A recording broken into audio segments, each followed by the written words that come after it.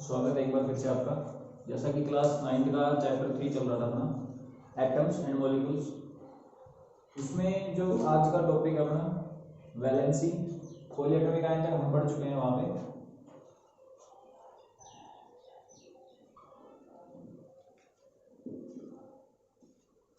Valency, ठीक है। Valency का मतलब क्या होता है कि किसी भी एलिमेंट या किसी भी एटम को अपने इलेक्ट्रॉन डोनेट करने पड़ जाएं, गेन करने पड़ जाएं, ठीक है, या फिर किसी के साथ शेयर करने पड़ जाएं एक बॉन्ड फॉर्मेशन के लिए, उसी को हम क्या बोलेंगे, वैलेंसी बोलेंगे। लिख लेंगे डेफिनेशन इसकी। In an element number of electrons gain, loss और share to form a bond. एक बॉन्ड बनाने के लिए एलिमेंट के अंदर या तो इलेक्ट्रॉनों का डोनेट करना पड़ जाए, ठीक है, देने पड़ जाए उनको, या वहां से गेन करने पड़ जाए, लेने पड़ जाए, या फिर आपस में उनको शेयर कर लिया जाए, तो वहां से क्या होगी, बॉन्ड फॉर्मेशन होगी। उसी को हम क्या बोलेंगे, वैलेंसी बोलेंगे। और वैलेंसी के लिए आपकी जो एनसीईआरटी की बुक है उसमें पेज नंबर 37 पे आपकी पूरी टेबल दी हुई है,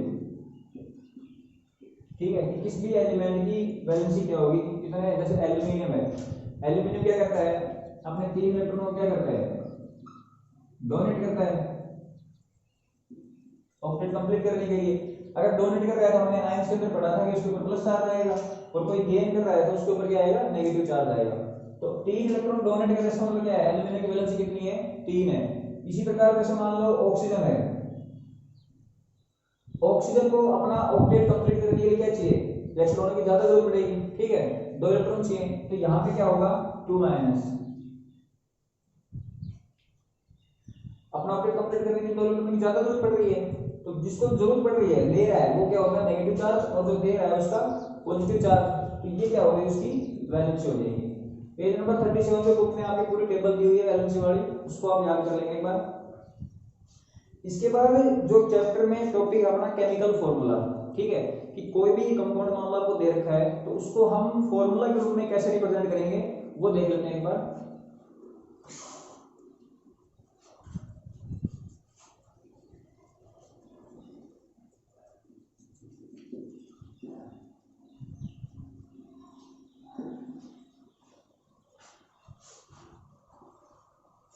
केमिकल फॉर्मूला होता क्या है कि ये एक शॉर्टेस्ट मेथड है जो किसी भी केमिकल कंपाउंड को रिप्रेजेंट करने का एक तरीका होता है, ठीक है। केमिकल कंपाउंड को रिप्रेजेंट करने का जो शॉर्टेस्ट तरीका होता है जिसको हम लिख सकते हैं इक्वेशन फॉर्म के अंदर, उसको हम क्या बोलेंगे, chemical formula.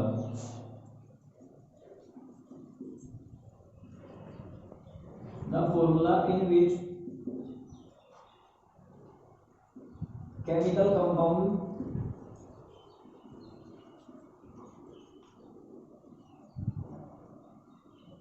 can be represented by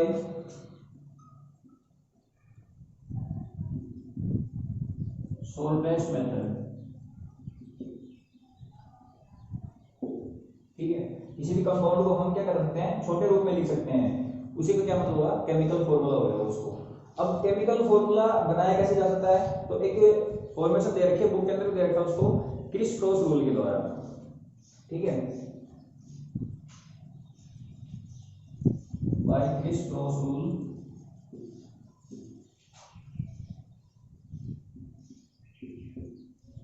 we can make the chemical formula।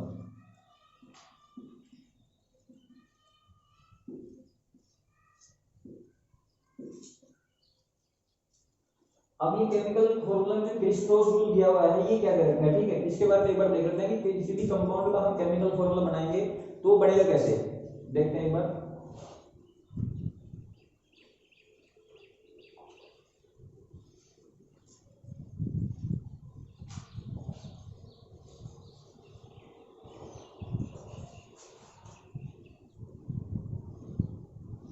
Bye Chris-cross rule, इसके अंदर जो फर्स्ट स्टेप होगा अपना क्या होगा कि सबसे पहले जो भी एलिमेंट हमें दे रखा है उसको हम क्या करेंगे, नाम लिख लेंगे। जैसे मान लो एल्यूमिनियम दे रखा है,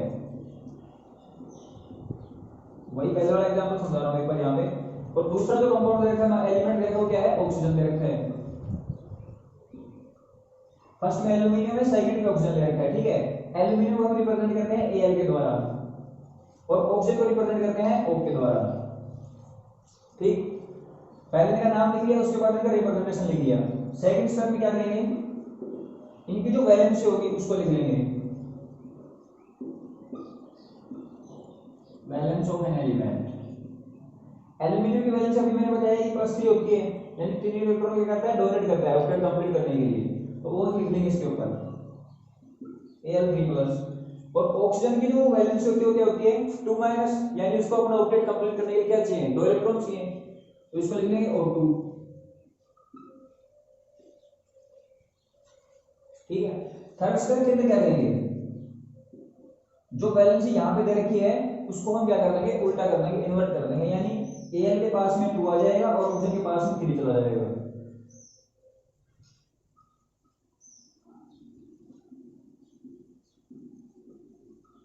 रिवर्स द वैलेंसी, तो Al2O3 एल्यूमिनियम ऑक्साइड तो बन जाएगा यहां से, ठीक है। क्या करेंगे, फर्स्ट स्टेप के अंदर सबसे पहले क्या लेंगे, एलिमेंट्स के नाम लिखेंगे, ठीक है। नाम लिखने के बाद क्या करेंगे, वहां पे उसकी जो वैलेंसी होती है, एल्यूमिनियम की वैलेंसी क्या होती है, ऑक्सीजन की वैलेंसी क्या होती है, वो दोनों अलग अलग कोने के ऊपर लिख देंगे। लिखने के बाद क्या करना, उनको उल्टा कर देना है, आपका केमिकल फॉर्मूला तैयार है, ठीक है। अब केमिकल फॉर्मूला के बाद में जैसे नेक्स्ट टॉपिक अपना मोल कॉन्सेप्ट, मोलर मास और अवोगाड्रो कांस्टेंट, ठीक, वो एक बार देख लेते हैं।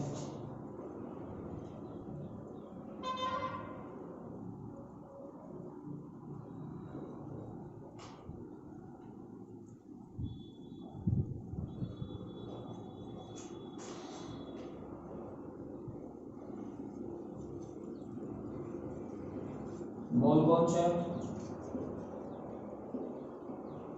मोलर मास एंड अवोगाड्रो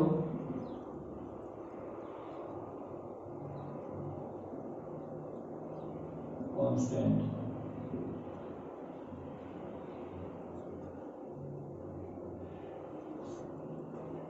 ठीक है, इसमें सबसे पहले इनकी स्टडी करने से पहले हम क्या करेंगे, एक यूनिट होती है AMU, atomic mass unit. AMU का मतलब होता है एटॉमिक मास यूनिट, ठीक है। होता क्या है ये एप्लीकेबल है किसके ऊपर, कार्बन के ऊपर, क्योंकि पहले तो बहुत सारे एलिमेंट्स लिए गए थे, उनके ऊपर मतलब बिल्कुल सही से इनका डिवाइडेशन नहीं हो रहा था वैलेंसी वगैरह का या उनका मास का। तो सबसे पहले एक्सपेरिमेंट किसके ऊपर किया गया था, कार्बन के ऊपर किया गया था, ठीक है। जैसे मान लो कार्बन है,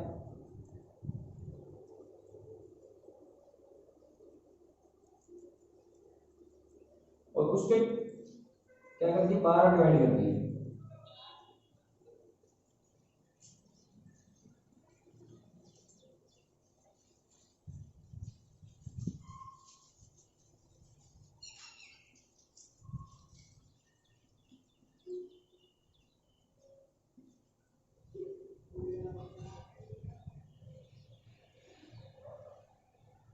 ठीक है।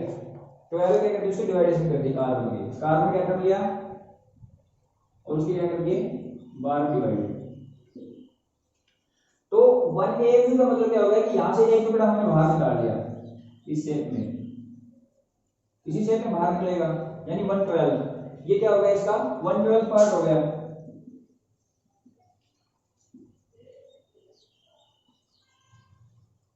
कार्बन के मास से क्या हो गया, 112 पार्ट। तो AMU 1 AMU का मतलब क्या हो गया, 1 AMU का मतलब क्या हो गया, 1 AMU का मतलब ये हो गया कि जो टोटल मास दे रखा है वो आपका 1/12 मास ऑफ कार्बन एटम के बराबर होगा, ठीक। 1 AMU is equal to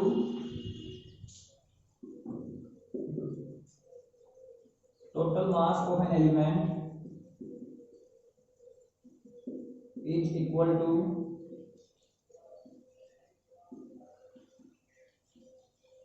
1/12 part of carbon atom, ठीक है। जितना भी टोटल मास दिया होगा वो आपके कार्बन के जो 1/12 पार्ट होगा, यानी कार्बन का 12वां जो हिस्सा होगा उसके बराबर होगा, उसको डिवाइड करेंगे अब, उसको क्या बोलेंगे एएमयू, यानी एटॉमिक मास यूनिट होगी वो आपकी। अब एटॉमिक मास यूनिट के अंदर जो पढ़ते हैं हम मोल मास, मोल कॉन्सेप्ट, ठीक है। ये मोल कॉन्सेप्ट होता क्या है ये देख लेते हैं।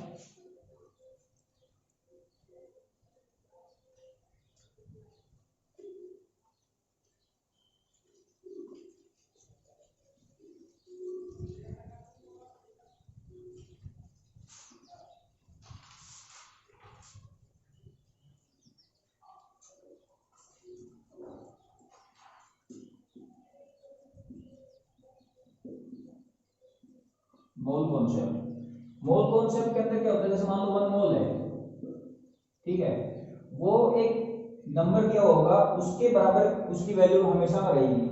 वो नंबर क्या रहेगा 6.022 गुणा में 10⁻23, ठीक है। 1 मोल की जो वैल्यू होगी आपकी हमेशा किसके बराबर होगी, इस नंबर के बराबर होगी 6.022 गुणा 10⁻23। अब ये नंबर है क्या, ये नंबर क्या है अवोगाड्रो कांस्टेंट, ठीक है। इसी को क्या बोलते हैं अवोगाड्रो कांस्टेंट, जिसको Na के द्वारा रिप्रेजेंट किया जाता है, ठीक। अब इसी 1 मोल के अंदर ही क्या होगा उसका एटम्स का मास होगा, ठीक है, मॉलिक्यूलर मास। तो 1 मोल आपका इसी के बराबर भी होगा और 1 मोल आपका उसके मॉलिक्यूलर मास के बराबर भी होगा। दोनों चीजें यहां से क्या रहेंगी बिल्कुल बराबर रहेंगी। समझ में आई नहीं है ये बात कि 1 मोल जो वैल्यू दी हुई होगी आपकी किसी भी, जैसे मान लो कार्बन एटम दे रखा है, 1 मोल ऑफ कार्बन एटम दे रखा है, तो 1 मोल ऑफ कार्बन एटम की जो वैल्यू होगी वो किसके बराबर होगी 6.022 गुणा 10⁻23। और ये वैल्यू है क्या, ये है अवोगाड्रो कांस्टेंट, जिसको हम Na के द्वारा रिप्रेजेंट करते हैं, ठीक है। अब ये जो मॉलिक्यूलर मास दे रखा है, मोल के अंदर हम केवल अवोगाड्रो कांस्टेंट का यूज करेंगे। अगर मॉलिक्यूलर मास आपको दे रखा है तो उसके लिए हम क्या लगा देंगे ग्राम लगा देंगे। ग्राम यूनिट का वहां पे क्या होगा यूज होगा उसी के अंदर, ठीक है।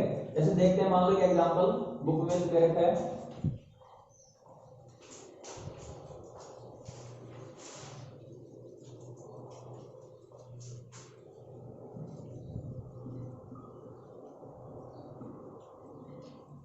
वन मोल ऑफ कार्बन पूछ रखा है, तो 1 मोल ऑफ कार्बन, कार्बन का मास कितना होता है एटॉमिक मास 12, तो मॉलिक्यूलर मास क्या होगा इसका 12 ग्राम हो गया। लेकिन 1 मोल जो अवोगाड्रो कांस्टेंट उसकी वैल्यू होगी वो कितनी होगी आपकी, वही रहेगी 6.02।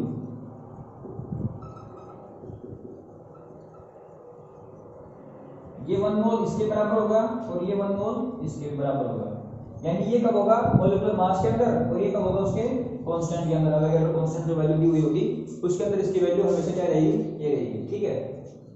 एक एग्जांपल और है इसमें,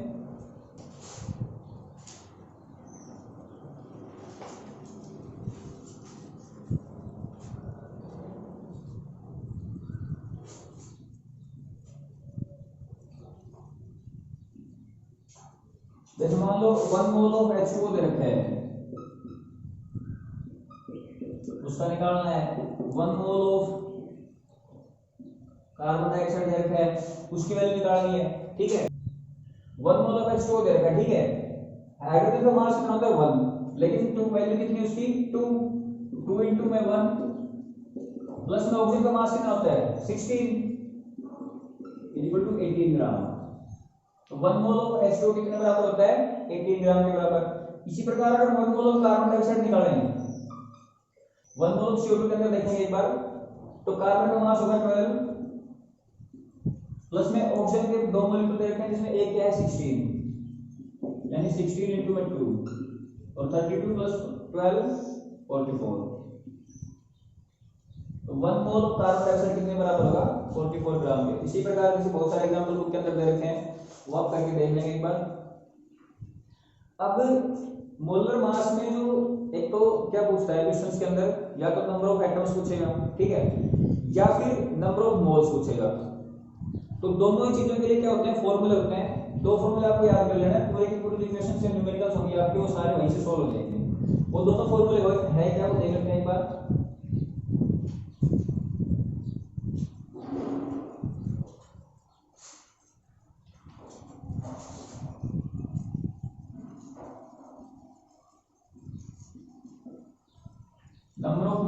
फॉर्मूले।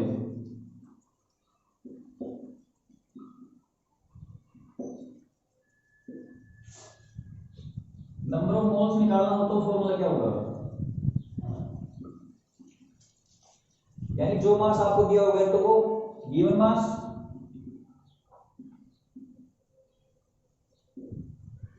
अपॉन में उसका जो मोलर मास होगा वो।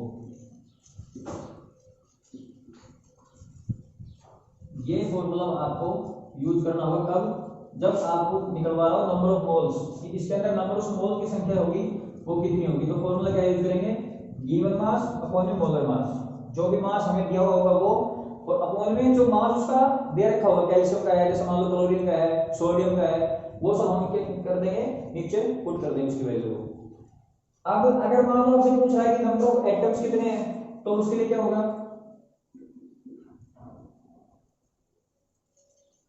नंबर ऑफ एटम्स या मॉलिक्यूल्स। ठीक है, दो चीजें पूछेगा, या तो नंबर ऑफ मोल्स पूछेगा या फिर नंबर ऑफ एटम्स पूछेगा बुक के अंदर, दो न्यूमेरिकल डेफिनेशन की बेस पे सारा। तो उसके लिए जो फॉर्मूला होगा क्या होगा, given mass molar mass into में अवोगाड्रो कांस्टेंट।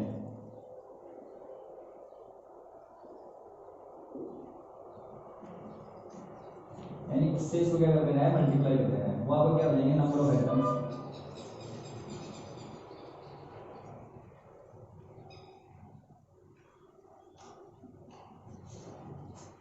ये वाले दोनों फॉर्मूले क्या रखने हैं, याद रखने हैं। ठीक है, दोनों का यूज यहीं पे होगा। जैसे इसके ऊपर मुझे एक न्यूमेरिकल्स दे रखे हैं, वो मैं आपको 2-3 करवा के देखता हूँ एक बार।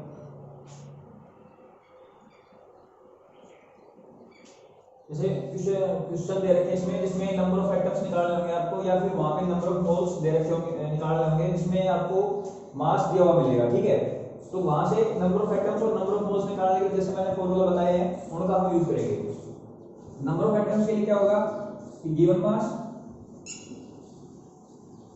अपॉन में मोलर मास और इनटू में अवोगाड्रो कांस्टेंट। तो यहाँ पे जो गिवन मास दे रखा है आपका सोडियम का, वो कितना दे रखा है, 4.6, और मोलर मास इसका सोडियम का होता है कितना है, 23, इनटू में 6.022 गुणा में 10⁻23। यहाँ से 2 टाइम्स, तो ये जो वैल्यू आएगी 1.2044 गुणा में 10⁻23 आएगी। इसका मतलब क्या हुआ कि यहाँ पे सोडियम के अंदर 4.6 ग्राम अगर हम लेते हैं तो नंबर ऑफ जो एटम प्रेजेंट होंगे कितने होंगे, 1.2044 गुणा 10⁻23 वैल्यू यहाँ से आ जाएगी। ठीक है, इसी प्रकार जैसे मान लो सेकंड दे रखा है कि कार्बन के अंदर नंबर ऑफ एटम्स कितने प्रेजेंट होंगे, 0.36 ग्राम की क्वांटिटी दे रखी है, तो वहां से वो सेम फॉर्मूला लगाना है 0.36, और कार्बन का जो एटॉमिक मास होता है कितना होता है, 12 यूनिट, इनटू में 6.022 गुणा में 10⁻23.3। ठीक है, 1.866 गुणा में 10⁻23, यहाँ से क्या जाएगी आपकी, इसकी वैल्यू आ जाएगी। थर्ड के अंदर देखते हैं calculate the number of moles. यहाँ पे क्या निकालना है आपको, नंबर ऑफ मोल्स निकालना है, और नंबर ऑफ मोल्स के लिए जो फॉर्मूला होता है वो क्या होता है, और सोडियम के अंदर निकालना है। ठीक है, तो नंबर ऑफ मोल्स के लिए क्या करना है, गिवन मास अपॉन में सोडियम का जो मास है। ठीक है, तो सोडियम का मास कितना है यहाँ पे, 23, 4.6 ग्राम अपॉन में 23 ग्राम, यानी 0.2 ग्राम। 1 ग्राम भी पूरा नहीं है, 0.2 ग्राम है। तो 4.6 ग्राम के अंदर कितने होंगे, सोडियम के अंदर जो नंबर ऑफ मोल्स होंगे वो 0.2 ग्राम होंगे। ठीक है, इसी प्रकार आपके बहुत सारे एग्जांपल्स आपकी बुक के अंदर दे रखे हैं, उनको भी आप जाकर प्रैक्टिस करेंगे। समझ में कुछ नहीं है उसके अंदर, केवल क्या है, दो फॉर्मूला का यूज करना है। अगर नंबर ऑफ एटम्स पूछ रहा है तो फॉर्मूला कौन सा लगाना है, साथ में अवोगाड्रो कांस्टेंट से मल्टीप्लाई कर देना है। अगर आपको नंबर ऑफ मोल्स पूछ रहा है तो कुछ नहीं करना है, गिवन मास अपॉन में मोलर मास, और इनका जो मास है वो आपको याद कर लेना है, जो भी एलिमेंट दे रखे हैं ठीक है, उन सभी का मास आप याद करेंगे, उसके बाद ही न्यूमेरिकल्स बढ़ पाएंगे आपसे। चैप्टर अपना एटम्स एंड मॉलिक्यूल्स कंप्लीट हो गया है। कुछ भी समझ में नहीं आया इसके अंदर, कोई डाउट रह गया हो आप लोग कमेंट करें, चैनल को ज़्यादा से ज़्यादा सब्सक्राइब करें। Thank you.